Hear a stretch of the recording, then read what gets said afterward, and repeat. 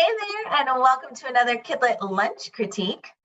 So today we have Azalea Learns to Spell by Kaolin Imago Fire. What a fun name, love it. Well, I can't wait to dive in. So this is a picture book, so it starts. Azalea woke up with a start. She listened for a moment. The house was quiet, so she wriggled deeper into the covers with her child. But they were gone. Azalea searched all through her bed, then slipped out from under the covers. They couldn't have left without her.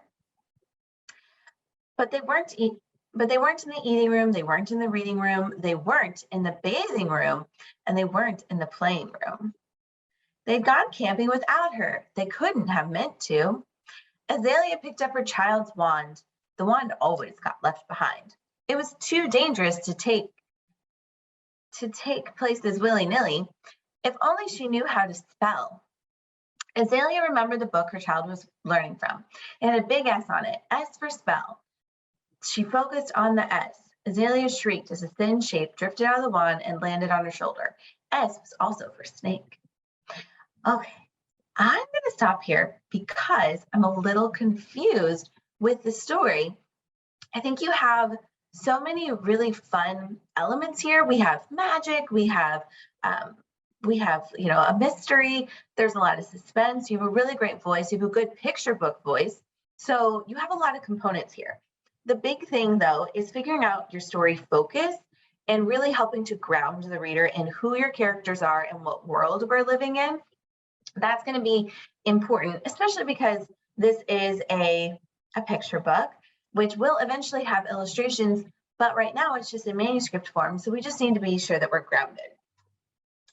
So two big frog plushy eyes staring wide didn't help me when I was reading this. So the illustrator notes, I'm not sure are even helping either. So it's about figuring it out. So we have world rules within our stories, and those rules have to work. You have to abide by them. The reader has to believe them, all the things. It's also interesting that it's being told from, I think, the mom's point of view. I immediately assumed that this was a kid because it was Azalea.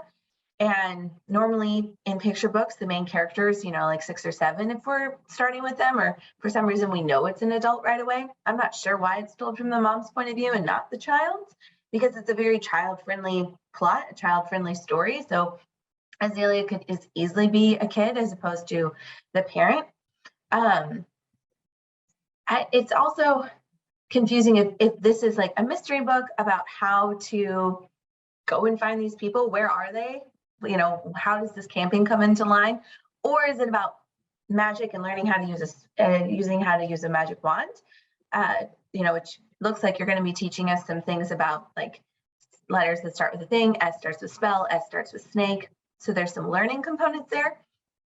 All of these are great ideas, but there's too many in one story. So you just have to go and simplify it. That's all we need to do, is just simplify the story in order to help the reader understand what's happening, know where they are in the world, what kind of world it is, and know who the main character is. How old are they? What are they? What kind of creature are they? That kind of thing. And that's going to really, really help.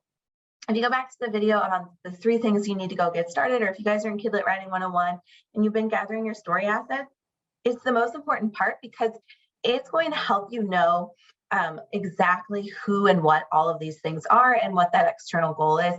And it's the driver for every single thing within our story. So you have all the parts here, you have all the components. It's just about clarity, putting them in the right order, and making it fun and understandable and clear for the reader. So great job, great first draft. Loving the picture book voice, love all the fun. Think you're onto something really great here. So can't wait to see what you come up with. Thanks so much for sharing. And if you guys would like to share your story and get a critique as well, the link is in the description below. Have a wonderful rest of your day.